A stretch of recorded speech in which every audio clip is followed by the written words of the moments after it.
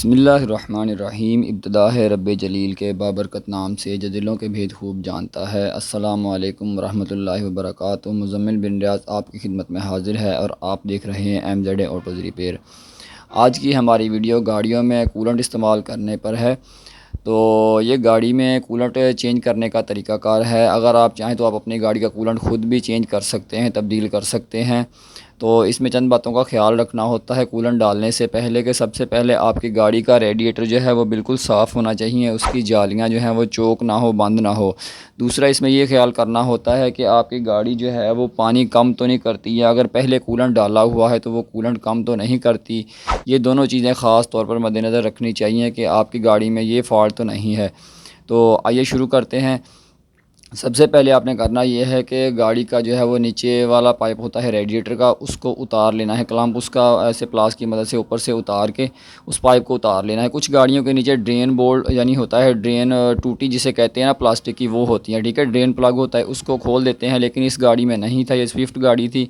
तो इसका हमने नीचे वाला ये जो पाइप है, इस पाइप को उतारना है। और कोशिश करें अगर आप ख़ुद अपनी गाड़ी पर कर रहे हैं तो गाड़ी ठंडी कंडीशन में होनी चाहिए। ठंडी गाड़ी का आप को ये पाइप उतारें, ताकि गर्म गाड़ी जो है वो उसमें प्रेशर होता है, हाथ जलने का ख़दशा होता है, इसलिए। तो पाइप जो है वो आपने उतार देना है। उसके बाद आपने जो है रेडिएटर का इसका ढक्कन लूज़ करना है। जो रेडिएटर कैप होती है ना, ये ऊपर वाली, इसको लूज़ करें और फिर पानी जो है वो प्रेशर से जो है वो बिल्कुल निकलेगा नीचे से। तो कुछ देर के लिए छोड़ दें। जब सारा पानी इसका अच्छे तरीके से निकल जाए तो अगर आपके पास हवा की सहूलत मौजूद हो तो हवा का प्रेशर ऊपर से थोड़ा सा दे दें, ताकि इससे अच्छे तरीके से निकल जाए। नहीं तो गाड़ी को हल्का सा सल्फ लगा दें, एक दफ़ा स्टार्ट कर दें तो भी सारा पानी निकल जाएगा। उसके बाद आपने ये जो इसकी रिज़र्व बोतल होती है, ठीक है, प्लास्टिक की, इसको उतार लेना है। इसका छोटा पाइप नीचे से उतार लें। ये मुख्तलिफ़ गाड़ियों में मुख्तलिफ़ तरीके से लगी होती है। तो कुछ गाड़ियों में आप उतार सकते हैं, कुछ में नहीं भी उतार सकते। तो इसकी जो है वो आपने बोतल उतार लेनी है। उतारने के बाद इसको अच्छे तरीके से कोशिश करें कि अंदर से साफ़ कर लें, ज़ंग वगैरह इसको वॉश करके धो के लगाएं। तो बिल्कुल इसको भी खाली कर लें, पानी वगैरह इसके अंदर से निकाल के साफ़ करके इसको दोबारा इसकी अपनी जगह पर लगा दें। और फिर इसका दोबारा पाइप वगैरह लगा कर ये छोटा बारीक आ रहा है ऊपर क्लैंप वगैरह, उसी जगह पर चढ़ा दें।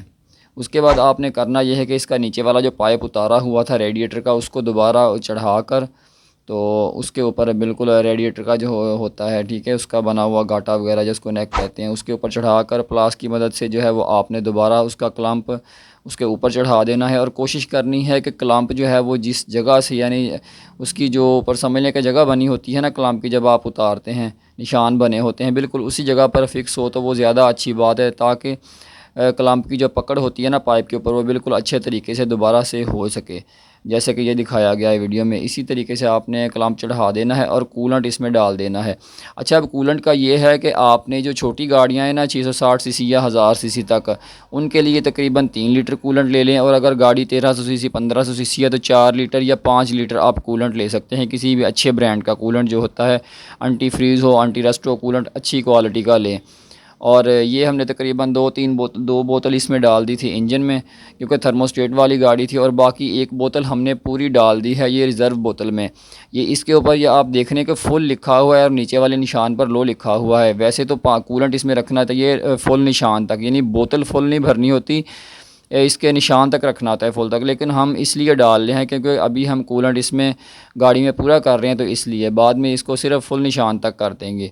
तो इसको भी हमने एक बोतल तकरीबन इसमें डाल दी है और 2 बोतलें हमारी जो हैं वो लीटर वाली वो इंजन में डाल दी थी। तो उसके बाद आपने रेडिएटर की कैप इसकी अच्छे तरीके से लगा के टाइट करनी है और गाड़ी को कर लेना है जी स्टार्ट। गाड़ी को स्टार्ट करने के बाद आपने इसकी आरपीएम जो है, एक्सीलेटर जो होता है, वो तकरीबन 2000 से 2500 तक आपने कोशिश करना है कि रखने हैं। 2 से 4 मिनट रखेंगे ना तो गाड़ी जो है वो थोड़ी गर्म हो जाएगी, ठीक है, वार्म अप हो जाएगी, नॉर्मल टेम्परेचर की तरफ आना शुरू हो जाएगी। और साथ साथ आपने करना ये है कि इसका बाहर से जो होते हैं पाइप रेडिएटर के, उनको चेक करते रहना है हल्के हल्के, क्योंकि इसका जो ये देखें गाड़ी का टेम्परेचर जब बिल्कुल यहाँ तक सेंटर में आ जाएगा ना, ठीक है, हाई तक नहीं जाना चाहिए। इस बात का भी ख्याल करना है जो बंदा अंदर बैठ के एक्सीलेट कर रहा हो।